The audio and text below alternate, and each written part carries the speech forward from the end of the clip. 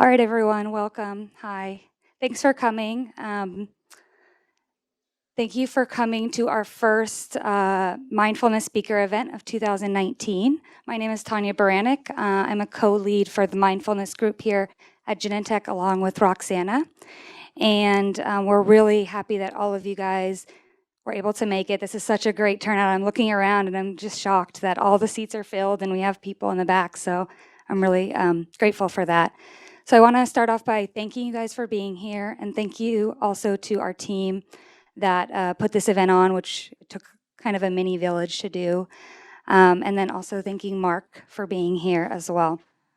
So I brought my cheat sheet to make sure I do all the logistics here. As I mentioned, and maybe there was some people that came in late so they didn't get this announcement, we were out there having people sign up on computers in the Google form. And that's basically just to kind of keep track of everyone here and to also make sure that we can do things like this event again. So if you haven't signed up when you came in, please do so on the way out. We'll have the computers out again. Or what I can also do is send out the link, and it's a Google form, and we would really appreciate it. So the other thing I have is Mark will be signing. He'll be sticking around to sign the books after. And that's kind of all my logistics, I think. So I'm honored to introduce Marc Lesser, and he is a speaker, facilitator, workshop leader, and executive coach. He is the author of 4 books, including 7 Principles of a Mindful Leader, which you guys got today, Lessons from Google, and a Zen Monastery Kitchen. He helped develop the Search Inside Yourself program within Google and was the founder and CEO of the Search Inside Yourself Leadership Institution. Mark founded and was CEO of 3 companies and has an MBA degree from New York University. Prior to his business and coaching career, he was a resident of the San Francisco Zen Center for 10 years and director of the Tajara Zen Mountain Center, the first Zen monastery in the Western world. So without further ado, I'm going to turn it over to Mark. Thank you. Thank you.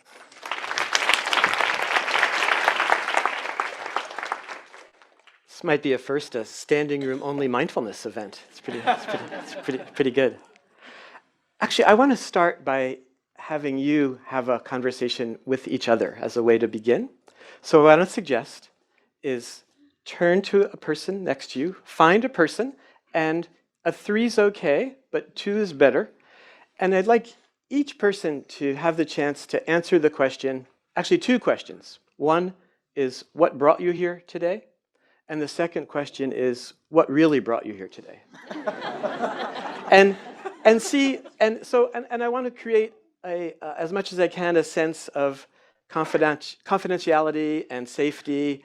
And you don't need to be, you can take your game face off here. You don't need to be impressive in this environment. So see, my only other instruction is when you're having this conversation, just notice that sometimes you're speaking and sometimes you're listening. So just for literally a total of 3 minutes with a partner, what brought you here and what really brought you here? Go ahead. Wow, there's a lot of energy. And it also, it seems like, do they not let you talk to each other here at Genentech? Is this like, am I kind of opening a door? Maybe a couple people would be willing to share what brought you here or what really brought you here? Just a few people brave enough to share. Yes. I'll introduce myself. Mark. Yeah, Mark. Oh, it's on. Hold on 1 second. It's on. Otherwise, I'll project really loud for people. Marc Lesser. I'm Heidi Hartman. I used to work with you at the Social Venture Network. I know you. Hello, Heidi. Welcome. So that's what brought me in. But trying to be re-intentional and re-engage with that grounded, thoughtful mindfulness so that when we're in this time of change, especially here at Genentech, that we can all show up and be more present. How sweet to see you here. To see you, Mark. Any other? Yes. We'll get you a mic. Thank you. I'm always happy to share. So aside from Genentech, I'm also a health and wellness coach on my side job somewhere between 3 kids and a very busy career here. But primarily because a couple of years ago, because of so much stress and trying to be a mom and take care of family, and I lost myself somewhere in that and ended up with a very bad autoimmune disease that I'm still struggling with. So taking care of myself and mindfulness is a big part of that. So anytime I can keep it fresh and learn more that I can both share for myself and with others, I take every opportunity. And I appreciate Genentech offering these types of opportunities. Beautiful. Thank you. Maybe one other person? Anyone else so moved to share? Great. Thank you, Mark. I met you at the Zen Center in San Francisco many years ago. Not that many, but You're not supposed to tell people about the Zen Center. yeah. But I'm just constantly working on being a better person, not just for myself, but for others. So I think that's just part of being here, is just trying to better the inside of myself so that I can bring that outside as well. Great. Thank you. So I want to start with a statement that I think is just profound and important here in the workplace and maybe in all parts of our lives. It's that if you're not cultivating trust, you're cultivating cynicism. If you're not cultivating trust, you're cultivating cynicism. And why is that? Why is that? And to unpack that, I want to talk a little bit about a good friend of mine, a man named Mario, who I met as a scientist at Google. Mario has a fascinating story. Mario grew up in Spain with this burning question of wanting to know how the human mind worked. That was his burning question. So Mario went to medical school and got his MD degree and was very disappointed. He found out doctors don't know how the mind works. He then went on and got his PhD in neuroscience. Again, was disappointed. Neuroscientists don't really know how the mind works. He then noticed that there was something about storytellers and filmmakers. There was something there, so he then went on and got his master's in filmmaking and got hired by Google as a filmmaker. And within his kind of first week or two at Google, he was walking by their large auditorium where there were hundreds of people listening to someone. And he walked into the auditorium, and there on the stage, he saw someone speaking, and he said, "There's someone who knows how the mind works." And it was Zen teacher Thich Nhat Hanh, Vietnamese Zen teacher Thich Nhat Hanh. So really interesting question. But back to this, if you're not cultivating trust, you're cultivating cynicism. Mario was very fond of saying, talking from an evolutionary perspective, from a scientific perspective, that we are all descendants of the nervous apes. The apes that were chill, cool, hanging out, they all got killed. Right? It was our ancestors that were proficient at scanning for threats over hundreds of thousands, probably millions of years. The ability to scan for threats, to scan for what could go wrong. And also, I think this is where our internal critic originated, that we're scanning. You probably noticed that we are often scanning for threats internally. This inner voice that's always wondering, what did I do wrong? How do I look? All that kind of inner chatter is that inner voice of scanning for threats. So we're descendants of the nervous apes. We're also descendants of the dissatisfied apes, right? It's built into us to not be satisfied with things, right? After you have one great meal, where's that next meal? The next entertainment, the next sex, whatever it is. And this is partly something that, from an evolutionary point of view, both these things keep us alive, right? That we need to be dissatisfied. We need to be driven by looking for what we need. And we also are descendants of the apes that easily feel separate and disconnected from each other. Despite that, we have this strong empathic, gene, that we can feel the feelings of others, we're very tribal. And when you pull in the ape that is the nervous ape and the dissatisfied ape, it means that we very easily feel separate. So mindfulness is around finding the antidote for these. So the question, how can we go from cultivating trust and not cultivating cynicism? And for this, I want to tell just a very short, corny joke. And this joke is about a person who's wandering around Midtown Manhattan looking for a famous venue on 7th Avenue and goes up to a woman and says, "How can I find Carnegie Hall?" And without hesitating, she says, "Practice." So to me, this is also the answer to how can we go from, instead of cultivating cynicism, how can we really cultivate more trust in our work relationships, with ourselves, in all of our relationships? It's practice. It's to have practices. So this book that I hope you all have copies of now, 7 Practices of a Mindful Leader, Lessons from Google and a Zen Monastery Kitchen, is really about how we can cultivate more trust and less cynicism in all parts of our lives. So what I want to do today in this short time, I'm going to name what these 7 practices are, lead you in a kind of, actually do a little practice together, just a short guided meditation around these practices, and then unpack them a bit about what they are and how we might actually work with them. And then we'll have time we'll do some kind of mindful listening exercise towards the end. And then I hear there's going to be book signing. So these 7 practices are: love the work, do the work, don't be an expert, connect to your pain, connect to the pain of others, depend on others, and keep making it simpler. And I find for me, when I say these practices, they feel kind of poetic, right? Love the work, do the work, don't be an expert, connect to your pain, connect to the pain of others, depend on others, and keep making it simpler. And yet, when we start to unpack these, we'll see each one of them is quite practical, and each one of them is filled with a variety of ways that we can incorporate different kinds of practices in our lives.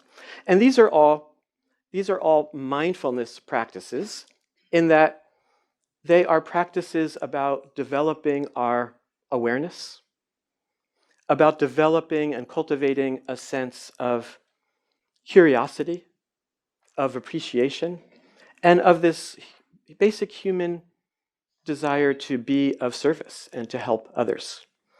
And in some way, going back to the 3 apes, they're antidotes to scanning for threats, to feeling dissatisfied, and to feeling disconnected. So they're ways to help us feel safe, to feel a sense of satisfaction. Imagine, right, what a radical idea: feeling safe, feeling satisfied, and feeling our own deep connection with each other and with life, to see that we are, people. It's funny, I always, when people say I'm going to go in explore nature, well, we are nature. We've evolved as we are part of the human life. We're part of life. And I think it's only humans that feel this kind of separateness. So let's do a little practice. Okay? So for this, you might want to just put things down.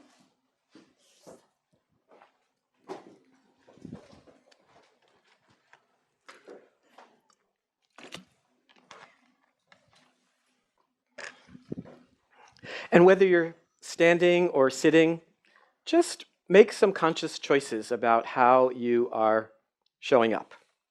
Choose how you're going to place your hands. They might be on your thighs, palms down or palms up. Choose how you place your feet. So just notice, just starting with the body, noticing the body. Opening up the shoulders, relaxing the shoulders, opening the chest. Again, nothing real special, but just bringing awareness to the body.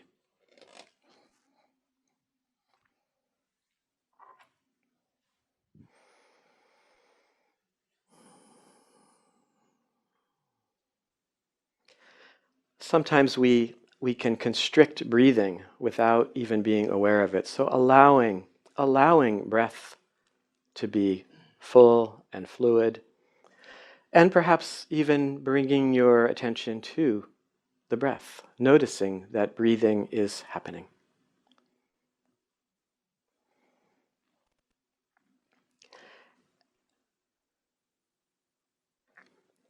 And perhaps noticing it with a childlike quality, as though you're noticing your breath with some freshness and newness.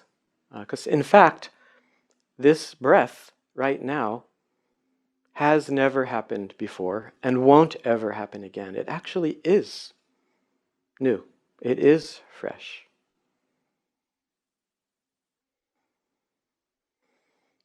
But keeping it simple, just noticing, breathing in, breathing out. We're not going to stop our thinking mind, but in fact, you might even be curious about what's happening with my thinking mind right now. Whether it's calm or busy, or you're feeling uncomfortable or comfortable, whatever your thoughts are, whatever your feelings are, it's all part of your experience. So we're not trying to change anything, but just leaning in, being really curious about what's happening right now. What is it like to be here? What is it like to be alive? Kind of checking in with the body, checking in with the breath, checking in with thinking mind, with our feelings, the full experience of being here, being alive.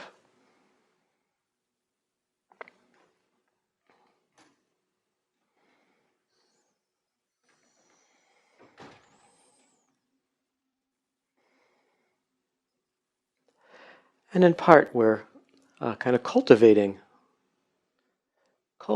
what it feels like in the body to not be scanning for threats. If you find that scanning happening, just notice it, but see if you can let it go and cultivate a sense of safety. We are all, I believe, quite safe here right now. And also, there is nothing lacking. There's nothing that you need right now. See if you can feel that, allow that feeling in the body of the feeling of being full, the feeling of being satisfied. Nothing extra, nothing needed. And again, if that's not what's happening, that's okay. Notice that. Notice that and see if you can gently feel nothing lacking right now.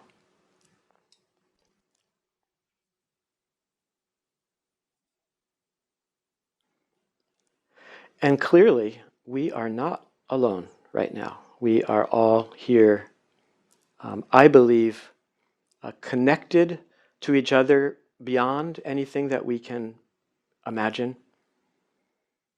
The way in which we, like as you were talking to each other, I'm always tuning in and seeing how people start mimicking each other's movements and tuning into facial expressions. But even just sitting here quietly?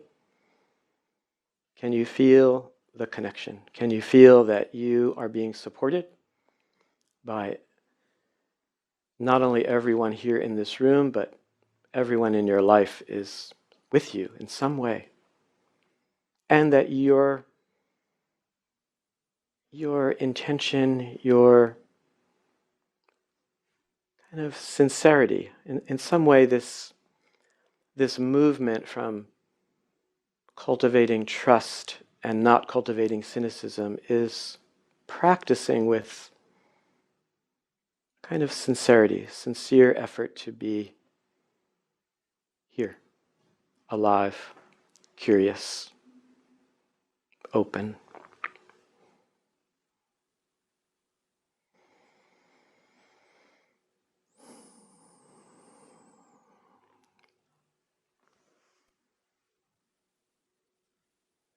And keeping it simple. Just noticing the breath, noticing the body. Sometimes we're opening, hearing the sounds, the light, sensations, and sometimes we are training our minds to focus, to be able to stay with the breath and the body. The full experience of being human, being here. And let's just sit quietly for 2 minutes together.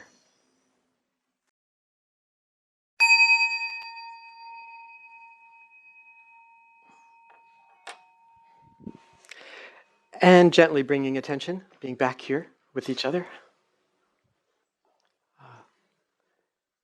Before we move on, I just wonder if anyone has a question about meditation practice or anything else for that matter before I jump into something. Yeah, we'll get you a mic. Hi, my name is Lisa. It's on. Hi, my name is Lisa. Thank you for the opportunity. I always just wondered, how do I know that I am doing the meditation correctly? I can guarantee you.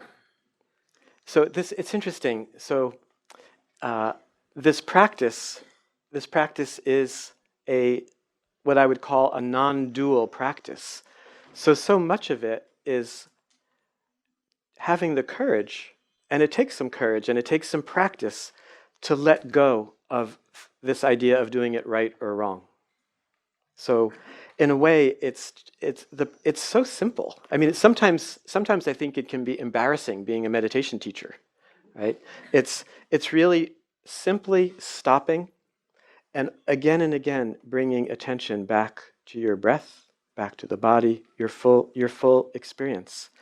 As long as you're doing that, you're doing it. That's the practice. Now, like any other practice, it will change over time. It will change and deepen and shift. I sometimes think of there's something about having a daily practice that I think is hugely important and rewarding. And there's also I'm a very strong proponent of figuring out how to do longer meditations, like half-day sittings, or people do week-long retreats.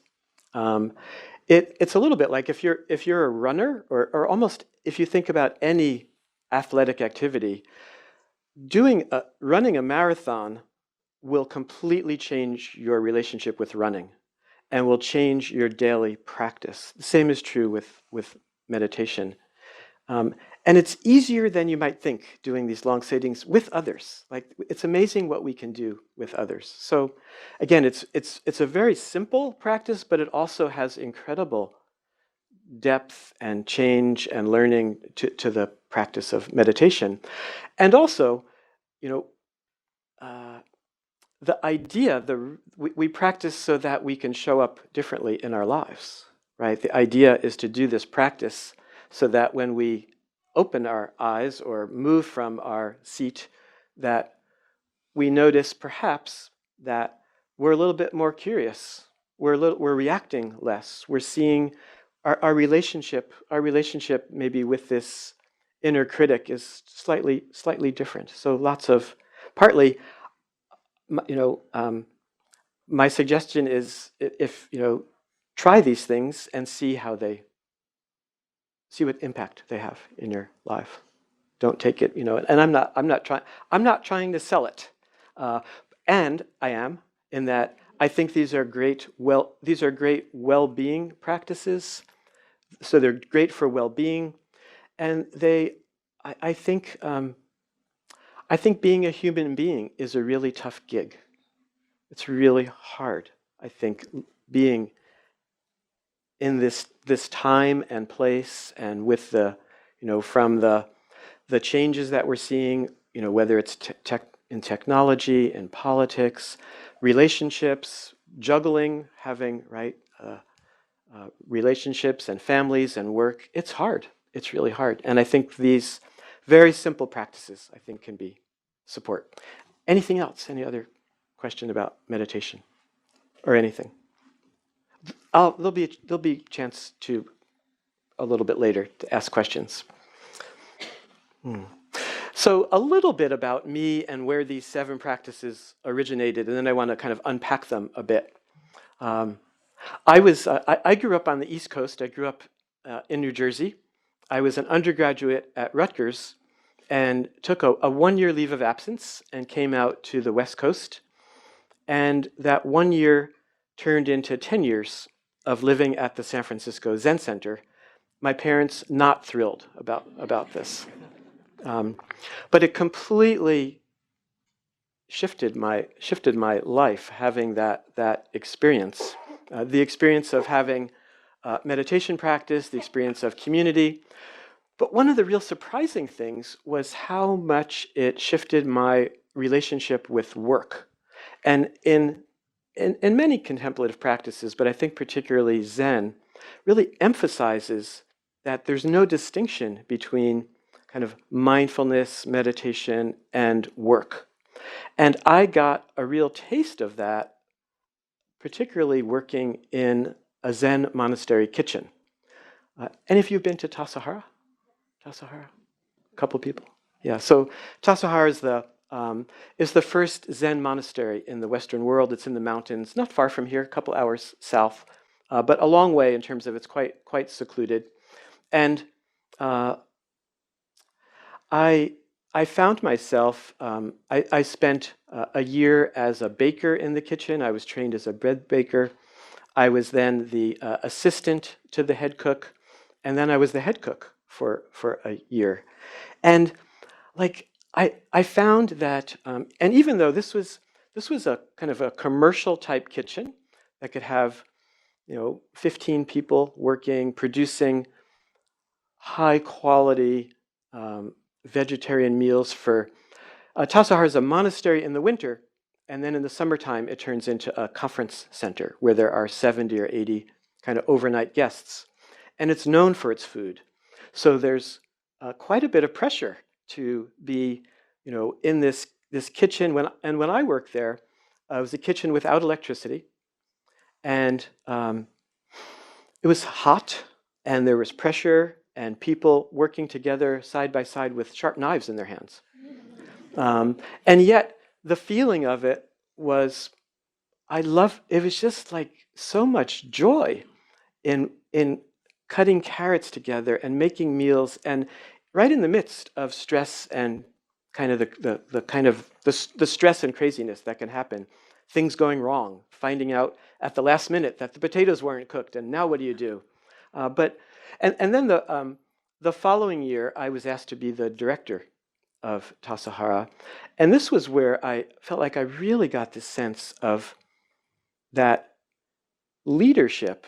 I was in a leadership role in which there were maybe I had a staff of about 60 people, and it was a little bit surprised to see that though I thought of myself as a Zen student doing this contemplative practice, that I was running a business and that I was in a leadership role.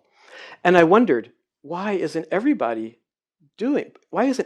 integrating these awareness practices, these contemplative practices, with getting stuff done?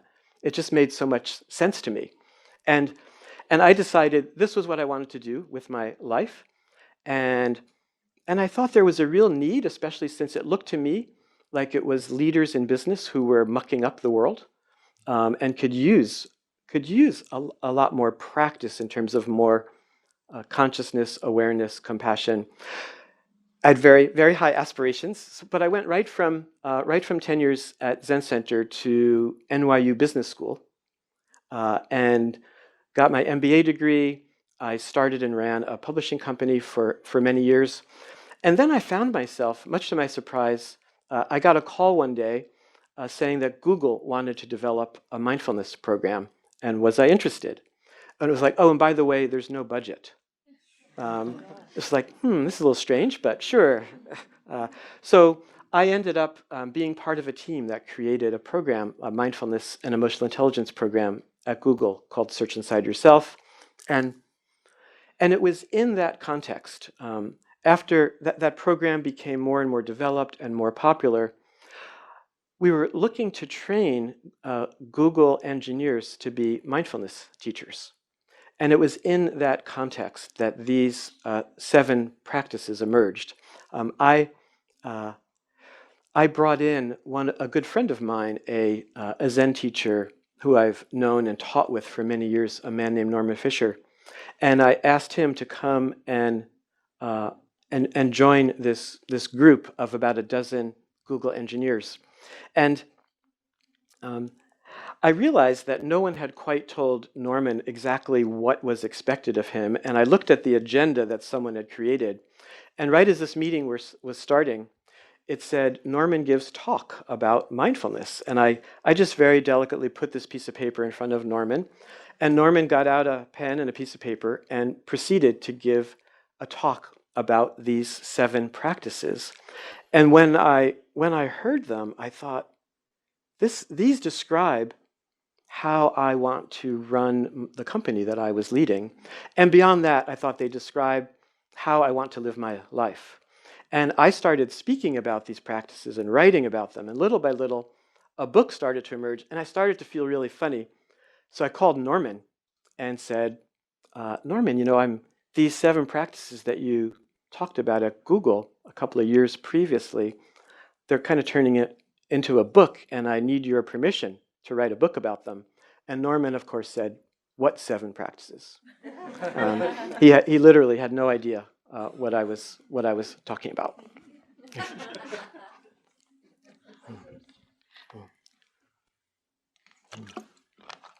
So the first practice is love the work.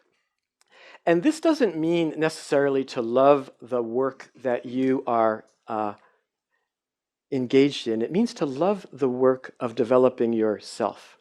It means to love the work of well-being, of self-awareness, and helping others. And it's a little bit like, if you're familiar with Joseph Campbell and the hero's journey. It's like he talks about that all human beings seem to have a calling, and this calling seems to be universal and across time and place. And this calling is a kind of return to our true nature, our true home, to find whatever real freedom means to each of us. This is the call. This is a little bit like the first practice is like that. It's like love the work. It's the love of kindness. It's the love of compassion. So I sometimes, when people come to me with wanting career advice and wanting to know what should I be doing, what shouldn't I be doing, one of the things I find myself saying is that we all have only one career, which is the career of practice, the career of self-awareness, the career of actualizing ourselves. So this is the first practice, which is love the work. The second practice is to do the work, right? Is to actually have some kind of physical practice in our lives. Some kind of, I talk about 2 big buckets of practices, dedicated practice and integrated practice. So dedicated practice is like meditation, or maybe journal writing, or walking meditation. But then, and I mentioned this earlier, integrated practice is then how do we bring that into our lives? So actually having some kind of practice. Doing retreats would be part of doing the work. The third of the 7 is don't be an expert, right? Don't be an expert. Now again, of course, I want my surgeon and car mechanic to be really good at what they do, but this is in the realm of relationship, and in the realm of being a human being, and in the realm of, like, even this question about doing meditation or doing the practice right. Like, the idea isn't to do it right. The idea is it's a process. It's learning. It's deepening ourselves. It's changing our relationship with things like right and wrong, with success and failure. It's being willing to be vulnerable and transparent, right? Really core leadership qualities. So I think, again, just to frame this, this all goes back to the central point that I started with, is how can we cultivate trust as leaders, as humans? How can we not be cultivating or cultivate cynicism, which is the default part of being human? So love the work, do the work, don't be an expert. The fourth is to connect with your own pain. And several years ago, I was at a conference, and I happened to be seated next to Bill George, who wrote a best-selling book called True North, and does a lot of coaching of Fortune 500 CEOs. And at this dinner, one of the things that Bill shared with me was that in working with leaders, and especially with CEOs, but all leaders, people have to lean in to their own sense of pain, of that it's painful knowing that we will lose everything and everyone. It's painful that we get what we don't want and we don't get what we want. It's pain. This is also basic, kind of Buddhism and many contemplative practices start with not pushing away things that are difficult and transforming. How can we have practices to transform what's painful into more freedom and well-being? Connect to the pain of others is the fifth practice, which is primarily about developing one's empathy, one's ability to connect with others, being in touch with our own difficulties. The sixth practice is, again, I think all of these are kind of lifetime practices, but the sixth one is, I think, particularly important in the world of work, is depend on others. And I think one of the reasons I think mindfulness practice is now being more and more adapted into the workplace is the need for collaboration has become more and more obvious. And there's this huge shift happening from what used to be an assembly line mentality around work to a collaborative mentality around work. And it means that people need to be aware. People need to be emotionally intelligent. People need to work together and collaborate. And Google's done some really fascinating studies that you can look up. One is a study called Google Aristotle, in which they wanted to find out what it was that made great teams. And essentially what they found was that people were more emotionally intelligent, that there was a psychological safety. Again, that they found a way as a team to shift into more trust and less cynicism. And the other study is what it was that made great leaders, called Google Oxygen. And there, the finding was that great leaders seem to coach more, mentor more, and listen more. And the last practice, keep making it simpler.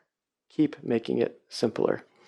In a way, I think this is kind of at the heart of mindfulness and heart of meditation, is to kind of cultivate a sense of appreciating everything, even our problems, even our life.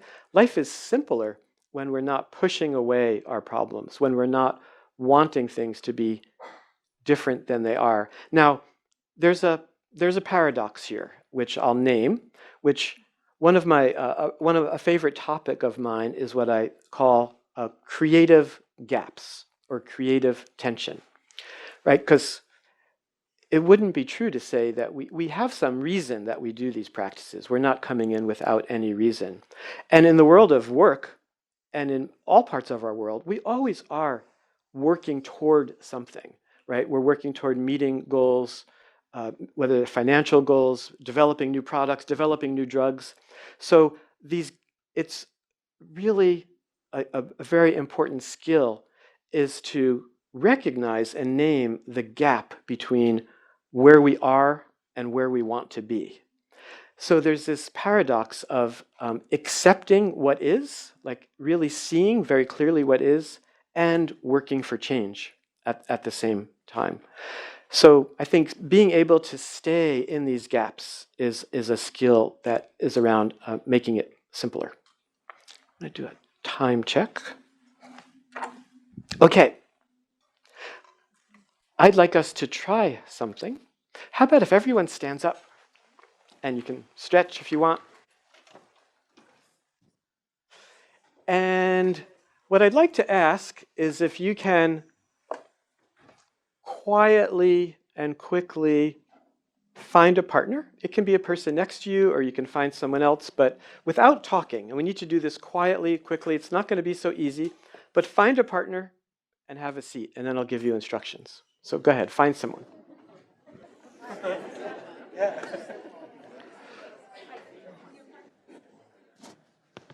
If you need a partner, raise your hand so you can find each other. There you go. Anyone else need a partner? Partner, I see a couple, look, turn around. Okay.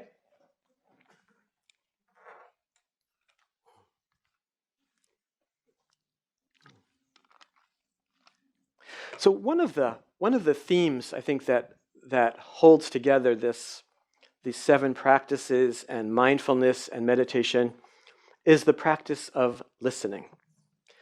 I sometimes describe the work I do that I feel like there's really 2 things that I'm going for and that I think are important. One is to create a safe space where people feel basically safe, and 2, to get people to practice listening to each other.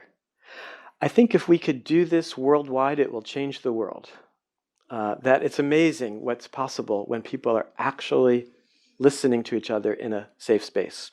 So I want us to practice listening. So what we're going to do is one person is going to speak, and the other person is not going to ask questions, not going to interrupt, is just going to listen. And then we'll switch. We'll have both people will have a chance. So suggested topic.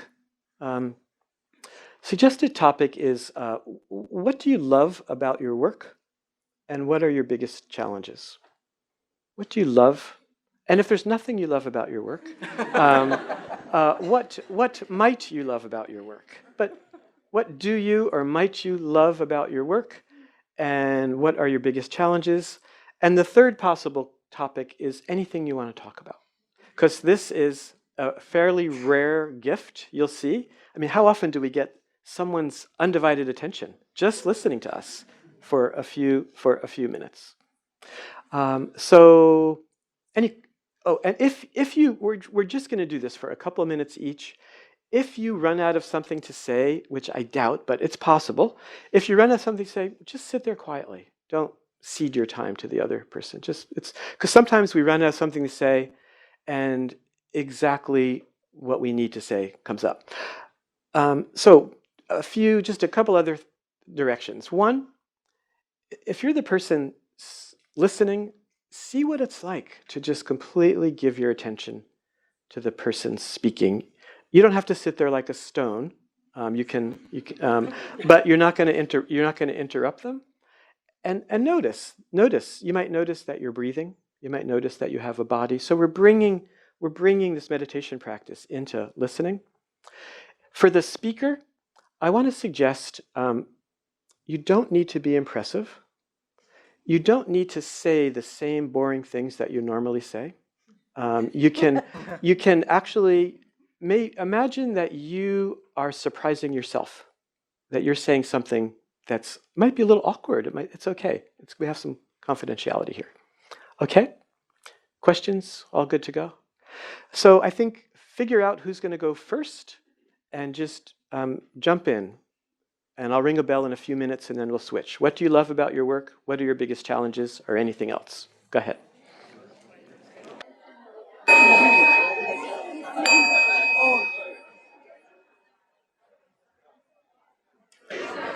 And finishing and thanking your partner, coming back.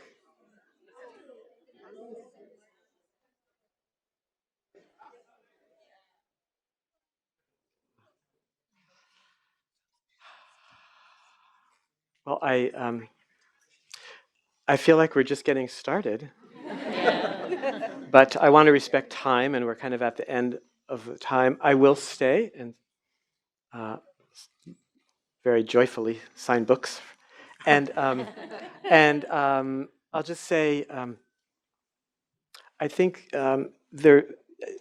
if you want to be on my mailing list, I think that was made available. If not, you can come see me. I do coaching and teaching and things, and I'm hoping to do more here at Genentech. Would be super lovely. I also lead a Wednesday night sitting meditation group in Mill Valley, if you're in the North Bay, Wednesday nights. Mill Valley Zen is the name of it. And marclesser.net is my M-A-R-C, lesser.net. And I'll end with just a few lines, a line from one of my favorite poems. And it's a poem called The Word by Tony Hoagland. And in there he says, "Do you remember that time and light are kinds of love, and love is as practical as a coffee grinder or a safe spare tire?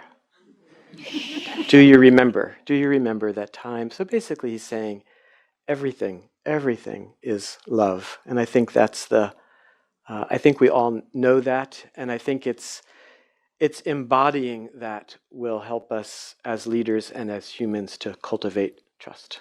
So thank you all very much.